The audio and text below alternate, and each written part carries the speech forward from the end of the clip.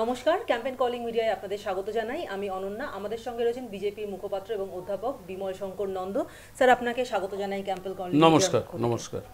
প্রথমেই যে প্রশ্নে আসবো সেটা হলো, একজন জীবনমুখী গায়ক হিসেবে পরিচিত ছিলেন নচিকেতা চক্রবর্তী। তিনি বলছেন রাম মন্দিরের প্রতিষ্ঠা নিয়ে যে কোথায় জন্মেছে রাম একটি গান বেঁধেছেন এবং সেই গানটি গাইলেন এবং গেয়ে তারপরে বলছেন যে এই যে রাম জন্মভূমি নিয়ে আমাদের দেশে যে ধ্যাসটামো, কোট আনকোট ধ্যাসটামো চলে, এটা আসলে কোনো ধর্মের কাজ নয়, এটা ধর্মীয় কোনো কিছু নয়, এটা হলো রাজনৈতিক খেলা। কি বলবেন বিষয়টা নিয়ে?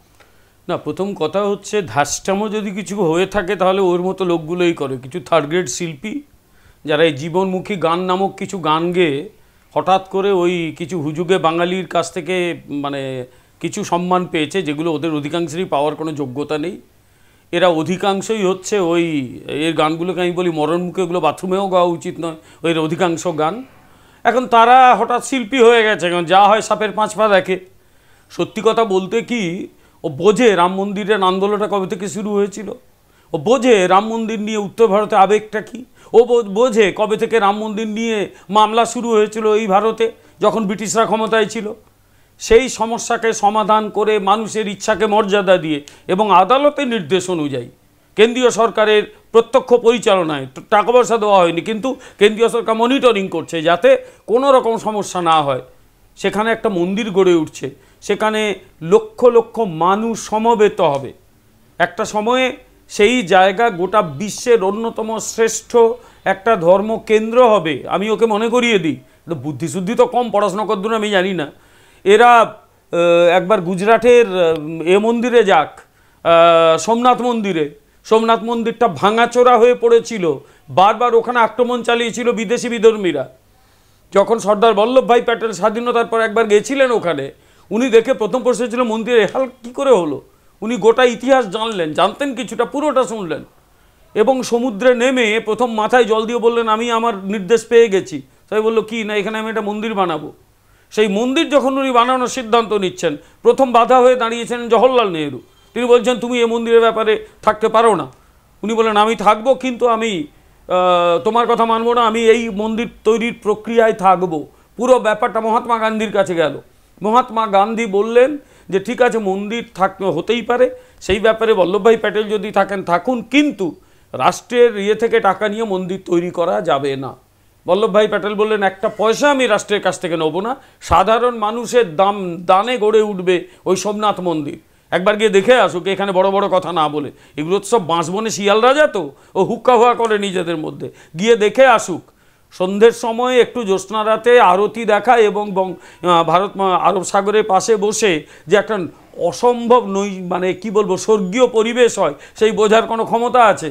এরা তো অধিকাংশই ওই মাইক নিয়ে একটা গলা সাধা নেই, কিছু নেই, গান শুরু করে দিয়েছে। সুতরাং এদের কথা গুরুত্ব দেওয়া দরকার নেই। রাম কাকে বলে এরা বোঝে না, কারণ রাম কাকে বলে কে বোঝে না? ভূতেরা বোঝে না। এরা সব ভূতের প্রজন্ম। সুতরাং এই ভূতের কাছ থেকে রামের কোনো কথা শুনতে আমি রাজি নই। রাম কি সেগুলো ভারতের মানুষ বোঝে, বাংলার মানুষও বোঝে। এইসব কিছু থার্ড গ্রেড ও মানে অপগণ্ড শিল্পীর কাছ থেকে এসব নিয়ে আমি শুনতে রাজি নই। কিন্তু শিল্পী কিন্তু আরো বেশ কিছু কথা রামকে নিয়ে বলেছেন। তিনি বলছেন যে আমরা যদি এতই রামে বিশ্বাস করি তাহলে দশরথকে কেন বিশ্বাস করব না? সেই হিসেবে তো দশরথ বেশি অথেন্টিক। কি বলবেন বিষয়টা? তার দশরথে বিশ্বাস করছে না এটাকে।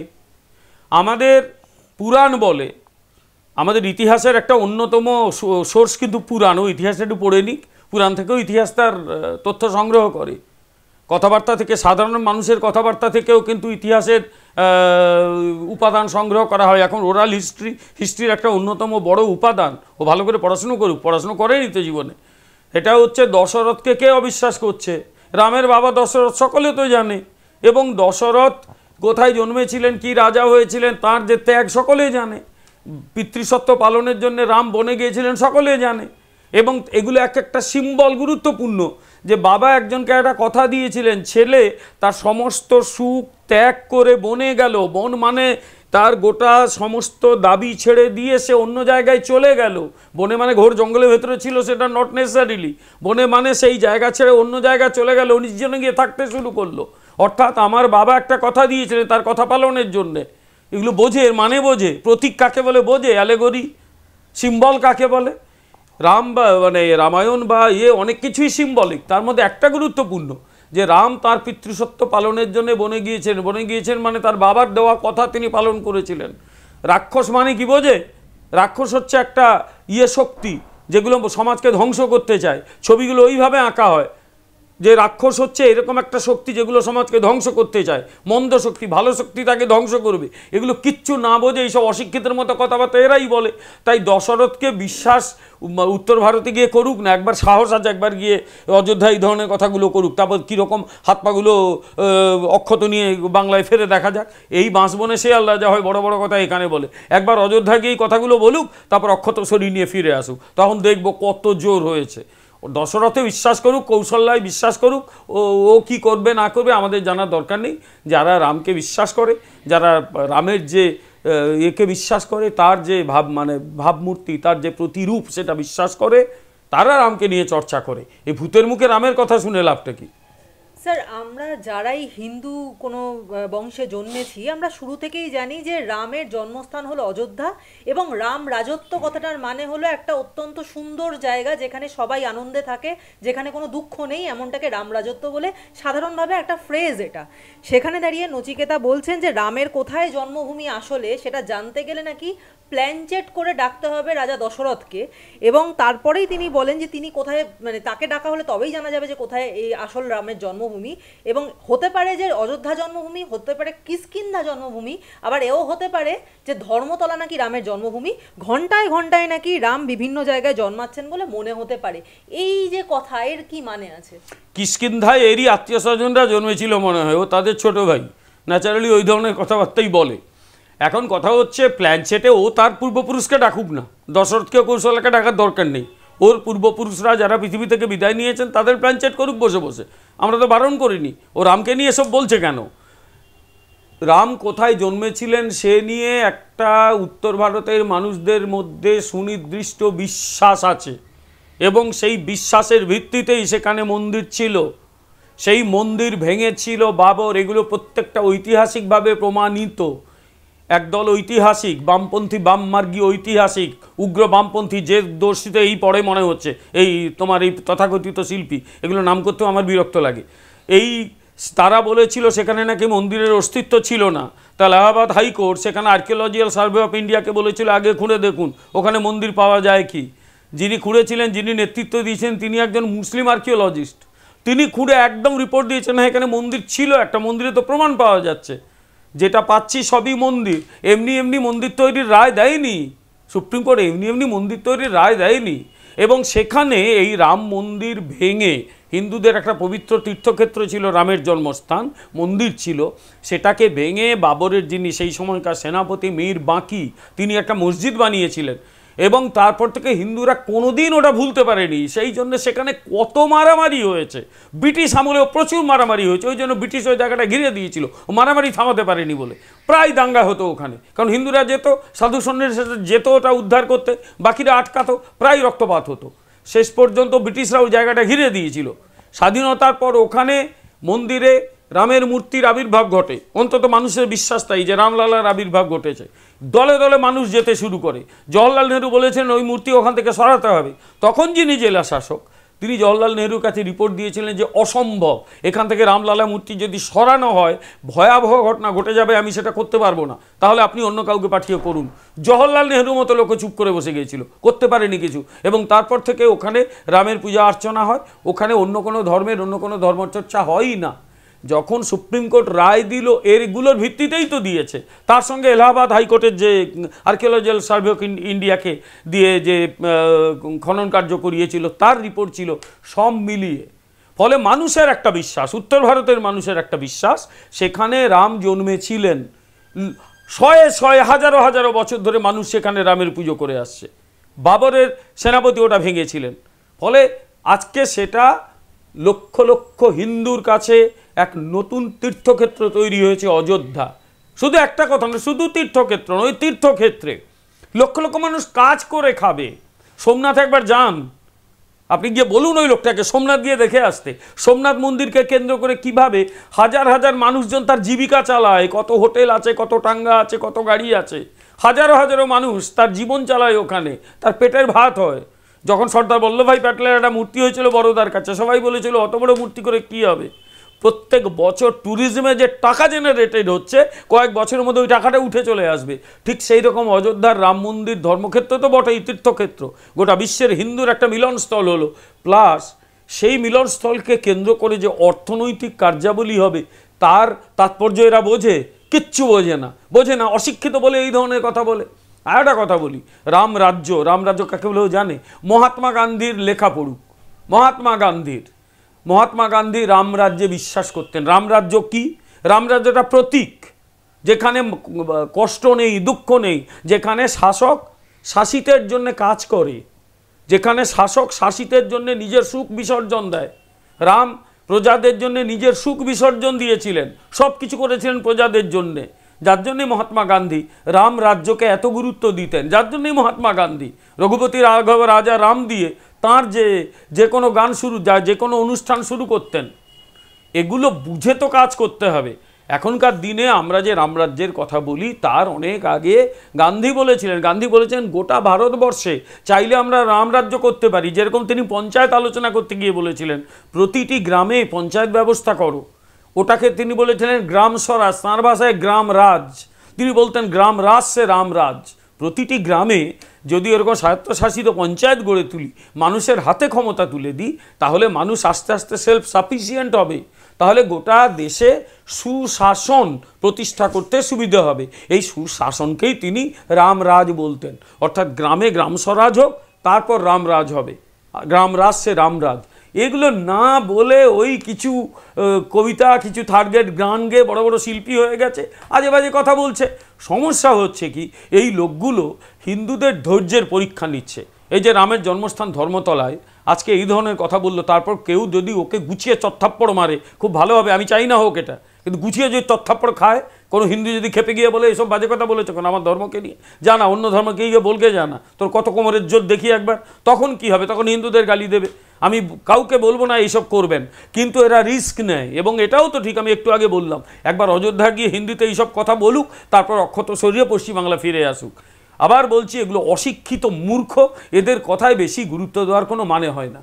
স্যার, এক্ষুনি যে বিষয়টা নিয়ে আপনি বললেন যে হিন্দু হয়ে যদি মানে অযোধ্যায় গিয়ে যদি এই কথা বলতেন তাহলে ওনার কি পরিস্থিতি হতো, এই প্রশ্নেই আমি আবার আসছি যে আজকে একজন ইসলাম ধর্মাবলম্বীর সামনে কিন্তু তার ধর্ম নিয়ে কোনো কথাই বলা চলে না, মানে বললে পরে সেখানে একটা খুনোখুনির মতো অবস্থা তৈরি হতেই পারে। অথবা একজন খ্রিস্টান ধর্মাবলম্বীর সামনেও কিন্তু যীশু খ্রিস্ট নিয়ে যাতা বলা যায় না। সেখানে দাঁড়িয়ে আমরা রাম মন্দির বা রামের জন্মস্থান, বা শুধু রাম বলে নয়, দুর্গা বা শিব, তাদেরকে নিয়ে এমন ধরনের কথাবার্তা, সায়নী ঘোষ কিছুদিন আগেই শিবলিঙ্গ নিয়ে একটা ভীষণ বিশ্রী কথা বলেছিলেন, যেটা নিয়ে সবাই সরব হয়ে উঠেছিল। তো আমরা হিন্দু বলেই কি আমাদের ধর্ম নিয়ে যা খুশি তাই বলা যায় এবং আমরা তার জন্য কোনো রকম প্রতিবাদ করতে পারি না?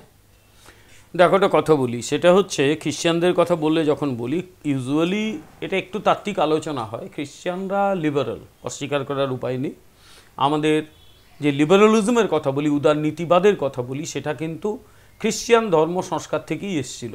খ্রিশ্চান ধর্ম সংস্কার করে যখন ইউরোপে প্রোটেস্ট্যান্ট ধর্ম এলো, মানে খ্রিশ্চানদের মধ্যে প্রোটেস্ট্যান্ট যে গোষ্ঠীটা এলো, তাদের ভাবনা চিন্তা আস্তে আস্তে উদারনীতিবাদের জন্ম দিয়েছে। এটা ঐতিহাসিকভাবে সত্য, এ নিয়ে প্রচুর লেখালেখি রয়েছে। এবং অনেকে মনে করেন যে যদি সত্যি প্রোটেস্ট্যান্ট ভাবনাটা না আসতো, তাহলে হয়তো পৃথিবীতে আধুনিকতা, উদারনীতিবাদ কিচ্ছু আসতো না। এ নিয়ে অনেক লেখা আছে। একটা বিশেষ লেখা আমার মনে পড়ছে, ম্যাক্স হেভারের লেখা। তিনি ওই Protestant ethics and the rise of capitalism সম্ভবত একটা লেখা আছে, এটা নিয়ে অসাধারণ লিখেছিলেন। কিন্তু সেই লিবারেল খ্রিশ্চানরাও 90-এর দশকে একটা সিনেমা নিয়ে গর্জে উঠেছিল। সেই সিনেমাটার নাম the last temptation of Jesus Christ. ওই লাস্ট টেম্পটেশন অফ জেসাস ক্রাইস্টে দেখাচ্ছিল যীশুখ্রিস্ট নাকি ক্রুশবিদ্ধ হওয়ার আগে স্বপ্নে মনে মনে তাঁর এক মানে কি বলবো ভক্ত, তাঁর শিষ্যার সঙ্গে শারীরিক সম্পর্ক তার হয়েছিল মনে মনে, বাস্তবে কিচ্ছু হয়নি। খ্রিশ্চানরা এতেই কিন্তু প্রচণ্ড ক্ষুব্ধ হয়েছিল এবং গোটা ইউরোপ, আমেরিকা জুড়ে সেই সিনেমার বিরুদ্ধে প্রবল জনমত তৈরি হয়েছিল। কিন্তু যেহেতু একটু লিবারালিজম রয়েছে, যে কারণে লাস্ট টেম্পটেশন অফ জেসাস ক্রাইস্টটা একেবারে সে আগুন দেবো, পুড়িয়ে দেবো, গুলি করে মারবো, এসব কিচ্ছু হয়নি। আর অন্য একটি ধর্মের কথা বলি, সালমান রুশদি বুঝে গেছেন সেই ধর্মের কে আঘাত করার কি ফল হতে পারে, তার স্যাটানিক ভার্সেসে কিছু কথা বলেছিলেন, ফলে তাকে দীর্ঘদিন লুকিয়ে থাকতে হয়েছিল। এমনকি তার ওপর থেকে ফতোয়াটা উঠে যাওয়ার পর, ফতোয়া দিয়েছিল ইরানের ওই আয়াতুল্লাহ খোমেনি, ফতোয়া উঠে যাওয়ার পরেও 2 বছর আগে আমেরিকাতে একটি সভায় তার উপরে যে প্রাণঘাতী হামলা হয়েছিল, একটুর জন্য বেঁচে গেছেন, তার চোখটা বেঁচে গেছে, তার চোখটা নষ্ট হয়ে গেছে। শার্লি এবদো বলে একটা পত্রিকা আছে, ফ্রান্সের পত্রিকা, যারা মূলত কার্টুন আঁকে, কার্টুন বিক্রি করে, কারণ পত্রিকাটা গোটাটাই কার্টুন ভিত্তিক। সেই পত্রিকায় ঢুকে সেই পত্রিকায় অনেককে মেরে দিয়েছিল, কারণ তারা ওই ধর্মের যা কিছু বিশ্বাসের জায়গায় আঘাত করেছিল। আমি ব্যক্তিগতভাবে মনে করি কোনো ধর্মের বিশ্বাসে আঘাত করা উচিত না, একেবারেই উচিত না। একজনের বিশ্বাসে আমি কেন আঘাত করব? সেই বিশ্বাস যদি তার ব্যক্তিগত হয় এবং সমাজের ক্ষতি না করে, তাহলে সেই বিশ্বাসে আঘাত করার কোনো কারণ নেই। যেরকম আমি মনে করি স্যাটানিক ভার্সেস লিখে সলমান রুশদি ঠিক করেননি। কি দরকার ছিল একটা ধর্মের লোকেদের বিশ্বাসে আঘাত করার? ঠিক যেরকম last temptation of Jesus Christ, খ্রিস্টিয়ানরা জেসাসকে শ্রদ্ধা করে, কিচ্ছু দরকার ছিল না এই ধরনের একটা সিনেমা করার। এগুলো আর কিচ্ছু নয়, লোককে অযথা খোঁচানো। কিন্তু তুমি দেখবে হিন্দু ধর্মের দেব দেবীকে নিয়ে কি কুৎসিত লেখাটেখা হয়, কি কুৎসিত লেখাটেখা হয়। একজন চিত্রকর, এ দেশ ছেড়ে শেষ পর্যন্ত চলে যেতে হয়েছিল, তিনি সরস্বতীর যখনই ছবি আঁকতেন, নগ্ন সরস্বতীর ছবি আঁকতেন।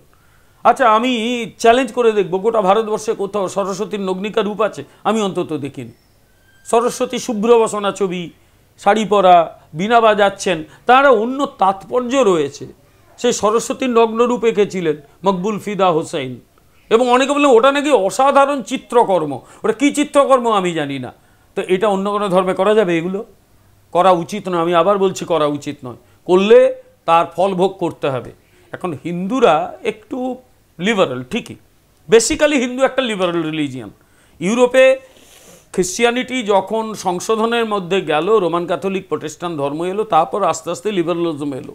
কিন্তু গোটা ভারতবর্ষে লিবারালিজমের উত্থান অনেক আগে ঘটেছে, কারণ basically Hinduism is a liberal religion. এই হিন্দুইজম সবাইকে সব কিছু নেয় এবং সব কিছু গ্রহণ করে নেয়। যেরকম হিন্দুইজমের কিছু ভাবনা চিন্তার বিরোধিতা করে বৌদ্ধ ধর্ম তো তৈরি হয়েছিল। এখন হিন্দুরা বিশ্বাস করে বৌদ্ধ হচ্ছেন কৃষ্ণের অবতার, অর্থাৎ বুদ্ধিজমকেও কিন্তু গ্রহণ করে নেওয়া হয়েছে। এইটাই হচ্ছে হিন্দুইজমের শক্তির জায়গা। আমি কিছুদিন আগেই, কয়েকটা দিন আগে, 24শে ডিসেম্বর গীতা পাঠের অনুষ্ঠানে গিয়েছিলাম, এবং গীতা পাঠ নিয়ে যে তোমাদেরটা আমি ইন্টারভিউ দিয়েছিলাম, আজকেই একটু আগে তোমরা আসার আগে আন্দামানে মায়াবন্দর থেকে একজন ফোন করেছিল, সে বসে বসে শুনেছে ওখানে, এবং তার এত ভালো লেগেছে সে সেখানে ফোন করে অনেক সাজেশান দিয়েছে যে দাদা এইরকম অনুষ্ঠান আরও বেশি হওয়া উচিত, আপনি আরও বলুন। ভালো লাগলো শুনে যে শুধু আন্দামানের মায়াবন্দর, আন্দামান থেকে সারাদিন লেগে যায়, পোর্ট ব্লেয়ার থেকে জাহাজে করে সারাদিন লেগে যায়, সেখানে একটি কলেজের সে অধ্যাপক, সে শুনেছে এবং সে সপ্রংশ উল্লেখ করেছে সেই ইন্টারভিউয়ের। অর্থাৎ সে বলছে গীতা পাঠ হওয়া উচিত, আমিও মনে করি হওয়া উচিত। মুসলিমরা তারা যদি যারা নামাজ পাঠ করবে, করতেই পারে, তাদের অধিকারের জায়গা। অনেকে মনে করে তারা কেন তার রাস্তা জুড়ে করে, সেটা একটা প্রশ্ন হতেই পারে। রাস্তা জুড়ে করবে নাকি একটা ঘেরা জায়গায় করবে, সে প্রশ্ন হতে পারে। আমি মনে করি রাস্তা ঘিরে কোনো কিছু করা উচিত নয়। কিন্তু একজন ধর্মপ্রাণ মুসলিম সে যদি কোরআন পাঠ করে, আমার কোথাও আপত্তি নেই। একজন খ্রিস্টান যদি ইয়েতে যায়, গির্জা যায়, কোথাও আপত্তি নেই। হিন্দুদের ক্ষেত্রে সমস্যা হচ্ছে হিন্দুরা বারবার বিভিন্ন জায়গা থেকে তার ধর্মকে নিয়ে ঠাট্টা ইয়ার্কি করা হয়। সবচেয়ে বড় কথা, আমার ধর্মের লোকেরা যারা নিজেদের হিন্দু ধর্মের মধ্যে জন্মেছে, কারোর টাইটেল চক্রবর্তী হয়তো ইউজ করে না, সে হিন্দুকে গালিগালাজ, আগে নিজের নাম থেকে চক্রবর্তী বাদ দে। এই শিল্পীর নামের সঙ্গে চক্রবর্তী যুক্ত রয়েছে, বলবো চক্রবর্তী তুলে দাও, নিজে এফিডেভিট করা বলো আমি আর চক্রবর্তী নেই, সবই রাখবো, হিন্দু ধর্মকে গালি দেবো, এ তো হয় না। কিন্তু এখন হিন্দুদের মধ্যে একটা জাগরণ ঘটেছে, হিন্দু ধর্মকে নিয়ে উল্টো পাল্টা বললে মানুষ এখন বিরক্ত হচ্ছে, এদের এবার বোঝা উচিত। আমি বলছি বাঙালি হিন্দুদের কথা, উত্তরপ্রদেশ বা মধ্যপ্রদেশ বা রাজস্থানে হিন্দু ধর্মকে নিয়ে গিয়ে কিছু বলুক না, কত কোমরের জোর, যা বলে তারপর অক্ষত সেজে ফিরে আয়, দেখি চ্যালেঞ্জ, ইয়েতে বসে খাওয়াবো তোকে, গ্র্যান্ড হোটেলে খাওয়াবো, ফিরতে হবে না, মেয়েরে কোমর ভেঙে দেবে ওরা। আমি মনে করি মারা উচিত নয়, অবশ্যই উচিত নয়, কিন্তু বাস্তবটা বাস্তবই। ওখানে গিয়ে হিন্দু ধর্মের নামে অযোধ্যায় বলতে গেলে ও আর অক্ষত সেজে ফিরবে না। ফলে এই সব লোক আছে, ওরা হিন্দুদের এই যে উদারনীতিকতা তার পরীক্ষা নেয়, এবং হিন্দুদের দুর্ভাগ্যবশত এই বাঙালি হিন্দুদের একটা অংশ, বামপন্থী যারা বিশেষত বাম মার্গী, তারা এদের কথায় গলা মেলায় সব মিলিয়ে আমরা নিজেদের, হয়তো আমাদের অনেকে নিজেদের ফাঁদে নিজে পড়ছি আর কি, এবং ধর্মটাকেও ডোবাচ্ছি, আমার সংস্কৃতিকে ডোবাচ্ছি, সমাজকে ডোবাচ্ছি, সব কিছুকেই আমরা ডোবাচ্ছি, আমাদের মধ্যে অন্তত একটা অংশ।